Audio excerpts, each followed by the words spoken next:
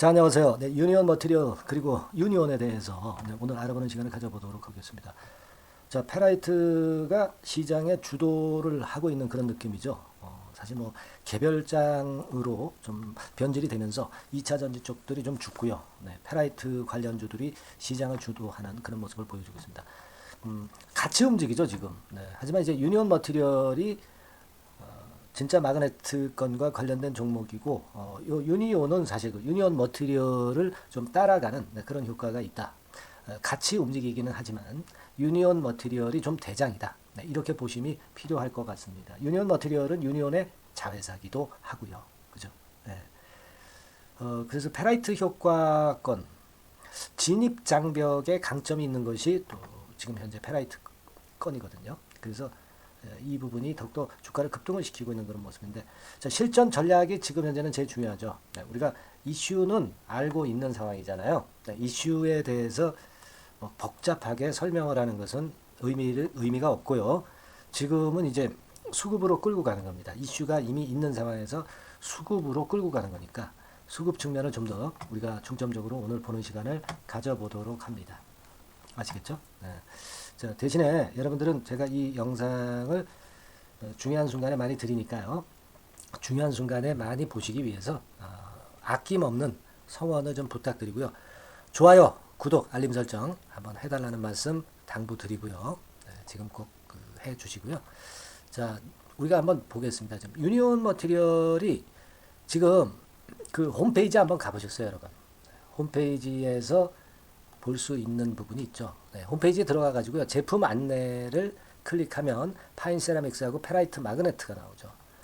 바로 그 중에 이제 페라이트 마그네트가 지금 현재 세간에 관심이 되고 있는 건의 페라이트입니다. 물론 히토류보다는 좀 무거워요. 네, 무겁기 때문에 그 부분에서 이제 전기차를 무겁게 할 수 있기 때문에 그런 그 자그마한 약점이 좀 있기는 있습니다만, 워낙 지금 현재 뭐 중국에서 히토류를 너무 갖고 장난을 치니까 테슬라가 이제 페라이트 쪽으로 한다고 했고요. 네, 이 부분에 대한 모멘텀은 아직까지도 긍정적으로 작용이 되고 있는 그런 부분이고, 유니온 머티리얼이 과거의 그 쌍용 머티리얼입니다. 네, 아마 주식 오래 하신 분들은 들어보셨을 거라고 판단이 되는데, 지금 현재 유니온 머티리얼은 이 분야에서 뭐 명성이 대단히 그 높은 기업이죠. 네, 그리고 이게 그 페라이트를 생산하고자 한다 하더라도 진입 장벽이 워낙 높기 때문에 쉽게 이 페라이트 쪽으로 신규 진출해서 생산을 하기가 굉장히 어렵습니다.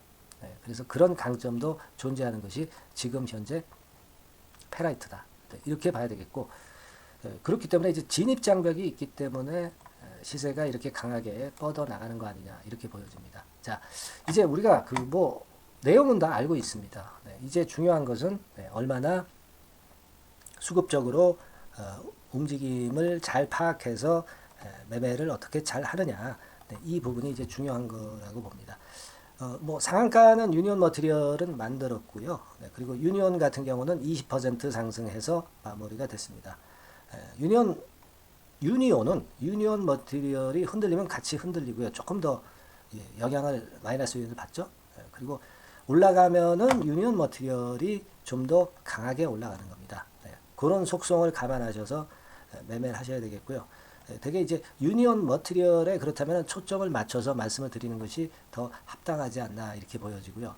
유니온 머티리얼은 상한가는 만들었어요. 근데 이제 분봉 차트를 통해서 보면 상한가로 문을 닫고 쭉 그 거래 없이 그렇게 진행된 그런 흐름이 아니라 거래가 어느 정도 되면서 막판에 상한가를 만들어 놨습니다. 그러니까 막판에 상한가를 만들어 놓는 것은 조금은 뭐라 그럴까요? 좀 인위적인 느낌, 이런 느낌이 날 수 있기 때문에 깨끗하게 장중에 상 들어가서 그 거래가 안 된 그런 패턴보다는 조금은 못하죠. 그러니까 상한가이기는 하지만 아주 매우 센 강도의 상한가라고 보기에는 조금은 좀 모자란 측면들도 있다는 것은 어느 정도 감안을 하고 그리고 보실 필요가 있지 않겠나 이렇게 보여지고요.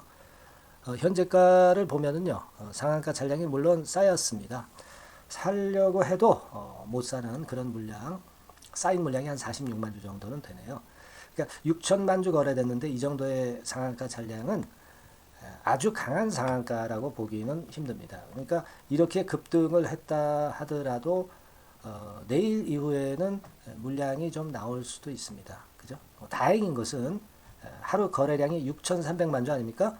그러니까 어제 정도 거래가 되고 있기 때문에 자, 이 정도의 거래라고 한다면은 아주 과열된 거래라고는 볼 수 없기 때문에 아직 좀 여력이 있어서 조금 더 위쪽으로 상승을 할 수도 있는 그런 패턴이다. 이렇게 볼 수는 있지 않나 그렇게 보여집니다. 자, 지금 이제 주봉을 통해서 한번 보면은요, 이 종목이 한번 또 움직이면 크게 좀 시세를 낸 적이 많죠. 네, 예전에 그 2020년도 같은 경우는 1,000원에서 한 6,000원까지 6배 시세, 엄청나죠? 한 6배 시세 정도를 냈던 전력이 있습니다. 지금은 3,000원 근처에서 올랐다고 할 때 이제 더블 정도만 시세를 냈기 때문에 자, 이런 그 과거의 끼로 본다면 좀 더 시세를 낼 수 있지 않겠나 이런 판단을 할 수는 있지 않나 그런 생각은 듭니다. 자, 그렇게 볼 수는 있고요. 자, 그리고 다른 부분을 또 좀 보자고요. 네, 지금 좋은데요. 좋은데 이제 이번 주간에 그 거래가 조금 과열된 그런 기미가 있어요. 여기서 거래가 주봉입니다. 이게 주봉입니다. 주봉상으로 볼 때 좀 과열된 그런 거래가 발생을 했다는 거죠. 예전에도 이렇게 시세를 올릴 때 가만히 보면 주봉상으로 거래가 꽤 터지면은요, 좀 쉬었다 가는 패턴이 나왔었죠. 그죠? 네, 이걸 자세히 한번 보시면, 자, 여기를 한번 자세히 보세요. 제가 체크를 할게요. 요 부분이죠. 요 부분의 조정입니다. 그러니까 4,500원 근처를 찍고 3,000원 근처까지도 내렸어요. 그러니까 한 3-40% 정도 조정이죠. 그러니까 이 조정이 지금은 이제 나중에 보니까 견딜만하다 이렇게 보지만 실제로 4,500원에 잡았는데 3,000원까지 무너지면은 그거 참 견디기 참 힘든 거잖아요. 그죠? 네, 그럴 수 있습니다. 그래서 지금도 이 주봉 거래로 봐서는 좀 흔들리는 패턴이 나타날 개연성이 좀 있어 보인다라는 말씀을 드릴 수 있어요. 그거는 좀 감안을 하셔야 된다 이거죠. 그렇다고 한다면 자, 다시 우리가 일봉으로 한번 와봅시다. 네, 자, 여기 일봉입니다.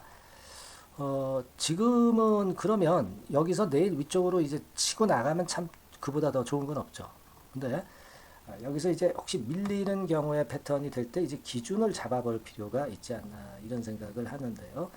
글쎄요, 뭐 그 기준을 어디다가 잡아야 될까요? 뭐 일단 1차적으로는 6,500원 선이 중요한 선이라고 봅니다. 여기서 싹 끌어당겨서 이제 장을 만들었으니까, 그죠? 자, 그 다음에 이제 중요한 선이라고 본다면 6,100원 선 정도, 네, 그 정도 선이라고 봅니다, 그죠? 그러니까 제가 좀 드리고 싶은 부분은 이 6,500원 선하고요, 6,100원 선이 중요하다는 것을 일단 머릿속에 넣어주시고요. 네, 그리고 다시 우리가 일봉으로 다시 가보겠습니다. 6,100원하고 6,500원이에요. 여러분 6,100원하고 6,600원. 그러니까 일봉상으로 볼 때는 6,000 얼마나 그랬죠? 500원? 6,100원인가요? 6,100원, 6,500원. 다시 한번 가보겠습니다. 분봉으로 6,500원, 6,100원 맞네요. 6165. 그러니까 지점이 말이죠. 6165. 요 선이 이제 1차, 2차로 중요한 선이 되는 것 같아요. 그래서 6,500원까지 무너져 버리면은요, 이것은 절반 정도의 물량은 좀 일단 떨궜다가 밑에서 잡는다는 개념으로 가시고, 6,500원이 무너지면 한 3분의 1 정도는 덜었다가 밑에서 한번 잡아본다. 네, 이런 개념으로 갈 필요가 있다. 네, 이런 생각을 말씀을 드리고요. 위쪽으로 치고 올라갔을 경우는요, 제가 볼 때는 상은 쳤지만 강도가 그리 강하지는 않기 때문에 가격적으로 우리가 어떤 판단을 해야 되는데요. 제가 볼 때는 1,000원선 정도 올라가면 15% 상승이죠. 그렇죠? 그렇다면은 7,700원 근처가 되겠습니다. 그러니까 우리가 7,500원 이상 시세에서는 차익 매도 개념으로 한번 보셨다가 나중에 또 저가권에서 잡아도 되겠다 이런 말씀을 드리고 싶고요. 그 다음에 두 번째로는 아까 말씀드렸던 바와 같이 그 6,500원 선을 유지하면 버티지만 요게 깨지만 3분의 1 정도 줘본다. 그리고 6,100원 선까지 무너지면 한 절반 선 정도까지 줘본다. 그죠? 그렇지 않으면 버티는 거죠. 물량 갖고 유지할 수 있는 거죠. 이 1, 2번에 해당이 안 되면. 그죠? 예.